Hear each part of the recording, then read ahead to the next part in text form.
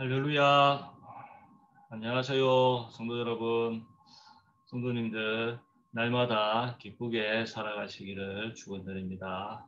그럼 기도하고 시작하겠습니다. 하나님 아버지, 이 시간 말씀을 살펴봅니다. 저희들이 깨끗하고 또 순결하며 거룩한 삶을 살게 하시고 또 장제목도 다 외울 수 있게 하여 주옵소서. 예수님의 이름으로 기도하옵나이다. 아멘. 화면을 보면서 설명하도록 하겠습니다.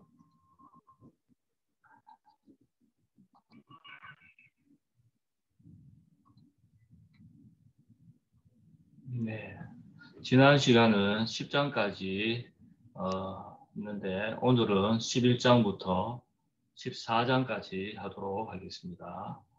11장은 정하고 부정한 동물들, 12장은 여인의 성결에 대하여, 13장은 문둥병에 대하여, 의복의 문둥병, 14장은 문둥병 환자가 정결케 되는 규례, 가옥의 문둥병 이렇게 되겠습니다. 그럼 11장부터 한번 살펴보면 육지 짐승 중 굽이 갈라지고 새김질 하는 것은 먹을 수 있었습니다. 예를 들자면 낙타는 새김질은 하지만 굽이 갈라지지 않았습니다. 돼지는 굽은 갈라져 있지만 새김질을 못합니다.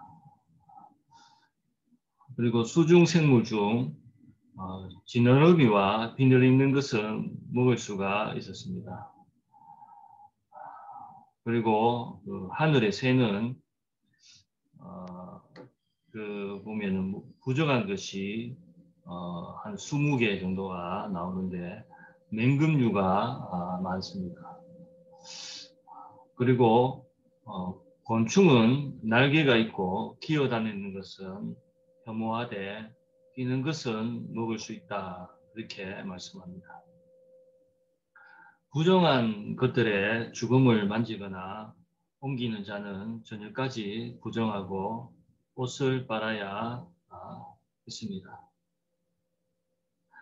이런 부정한 것이 만약 샘물이나 물이 고인 그런 웅덩이에 떨어졌을 때 부정하여지지 아니한다 그렇게 말하고 있습니다.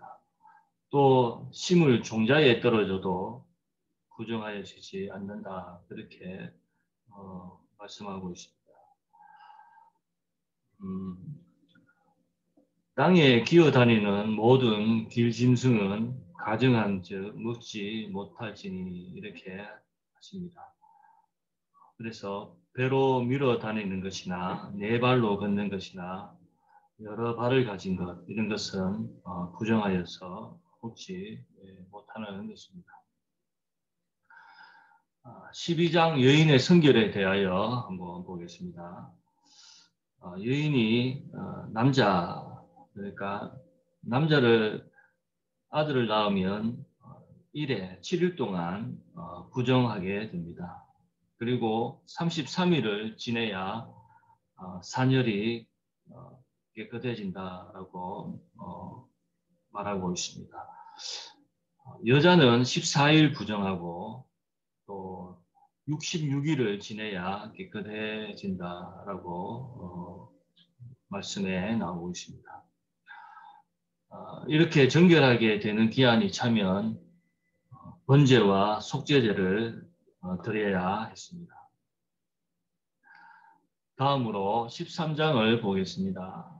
13장은 이제 문둥병 그리고 의복의 문둥병인데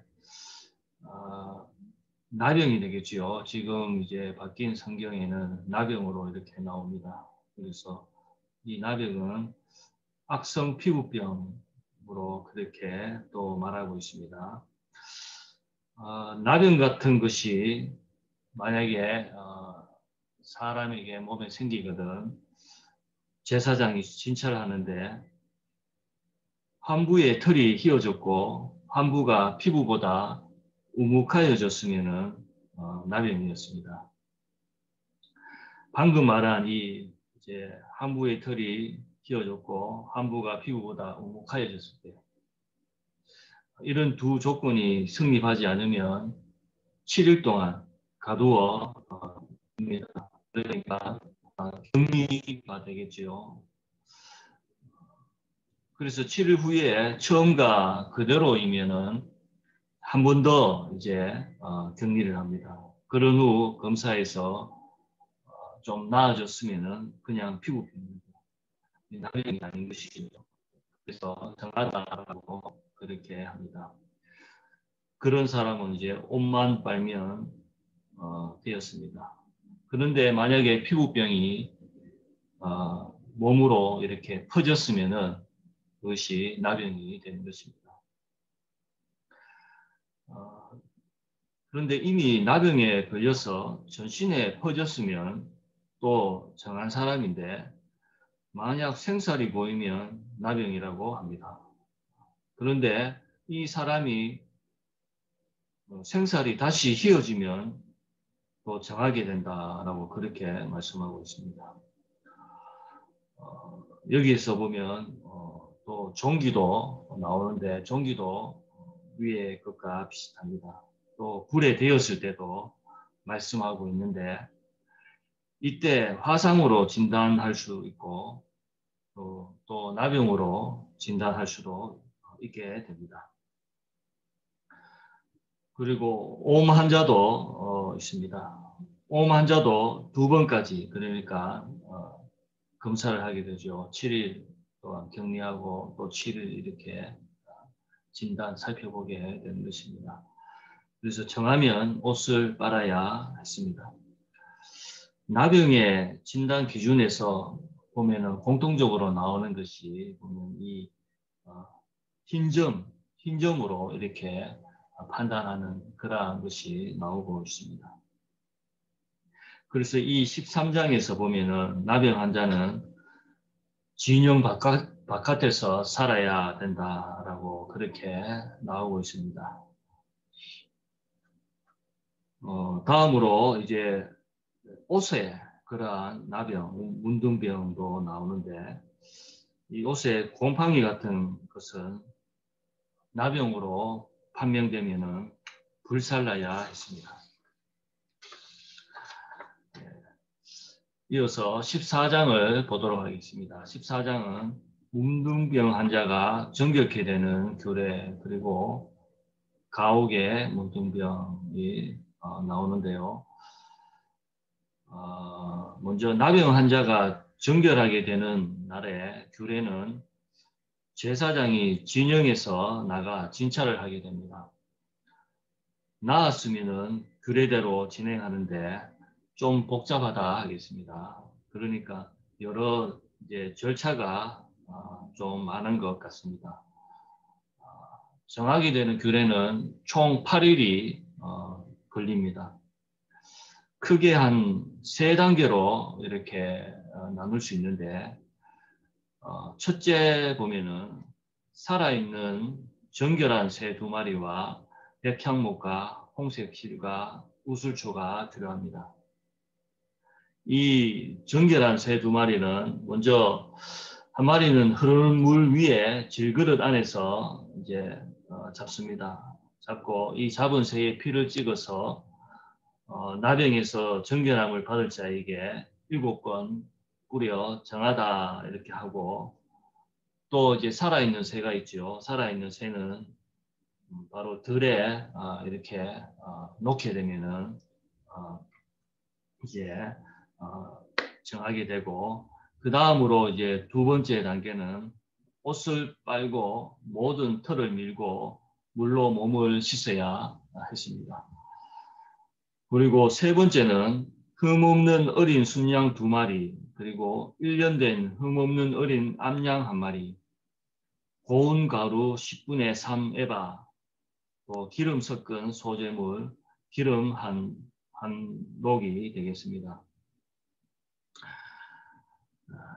그래서 이것을 설명하면은 어린 순양 1마리와 기름 1록으로 속건제로 잡아 들이되 요제로 삼아 제사장이 돌아가는 부분이 있습니다. 속건 제물에 피를 취하여 신체 말단 부위에 바릅니다. 그러니까 오른쪽 깃뿌리, 그리고 오른손, 이제 엄지 손가락, 그리고 오른 엄지 발가락에 바르는 것이죠.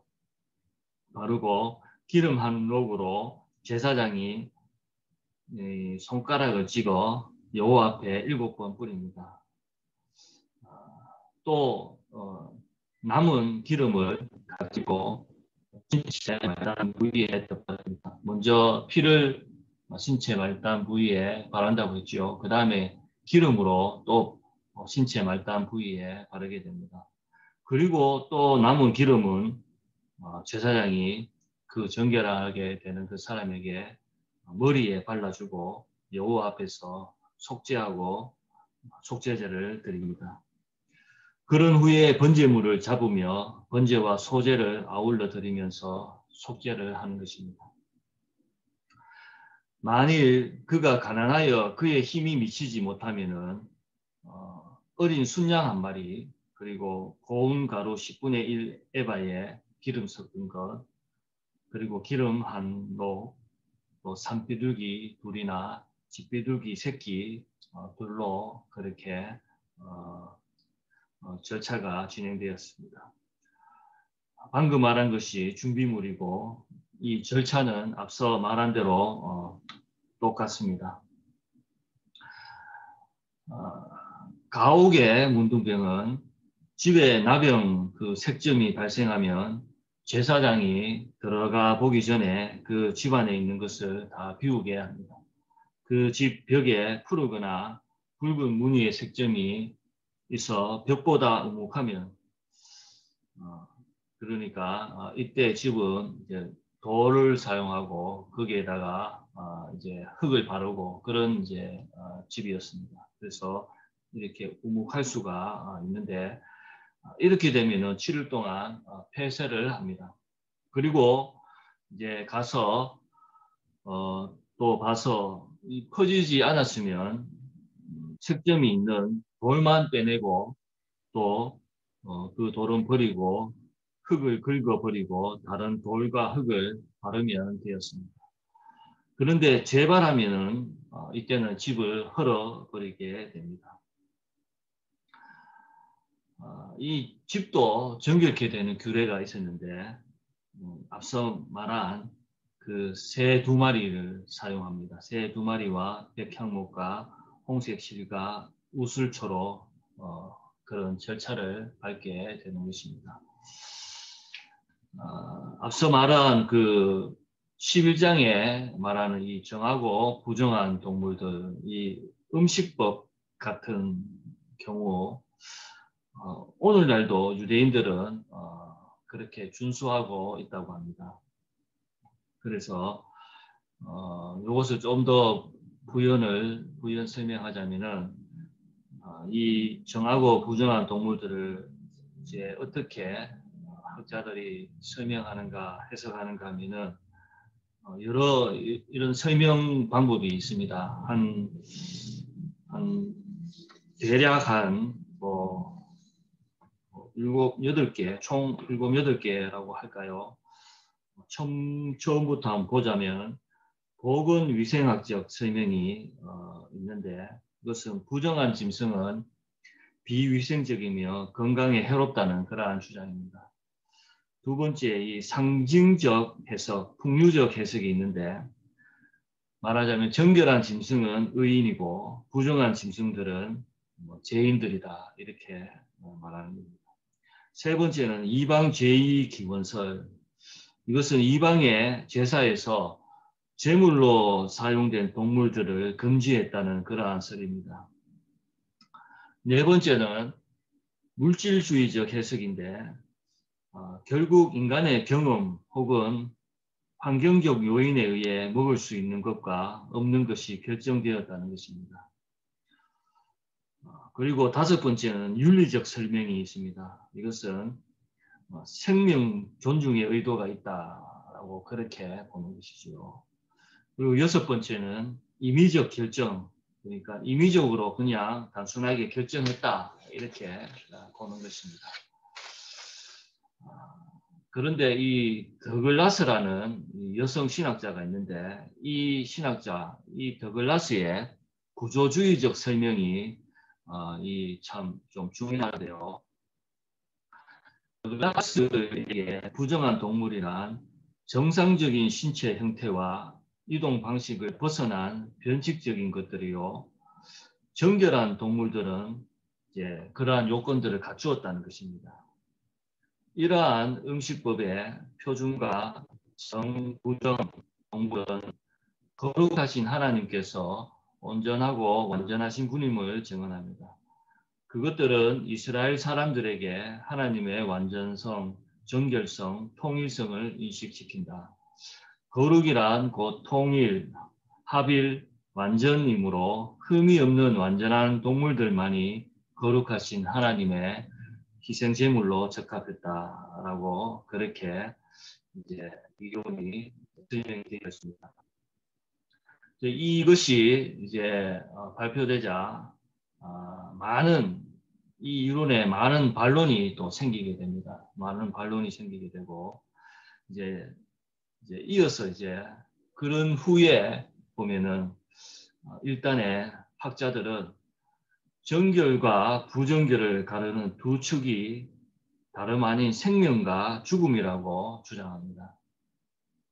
생명과 죽음은 각각 질서와 무질서를 가리킨다 이렇게 말합니다. 이와 같이 모든 정, 부정을 구분하는 근거는 생명과 죽음일 수 있다.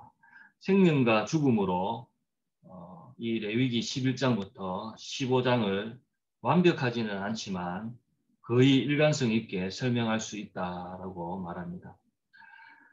생명에 속하거나 생명과 가까운 것은 정결하고 죽음에 속하거나 죽음과 가까운 것은 부정결하다라고 합니다.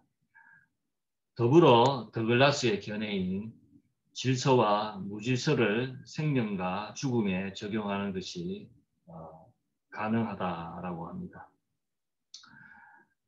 곧 생명은 질서에 속하고 죽음은 무질서에 속한다라고 볼 수 있다라고 합니다. 네, 성도 여러분, 오늘은 레위기 11장부터 14장까지 한번 그렇게 살펴보았습니다. 네, 즐거운 주말입니다. 성도 여러분, 편안한 주말 보내시고 다음 시간에 뵙도록 하겠습니다. 감사합니다.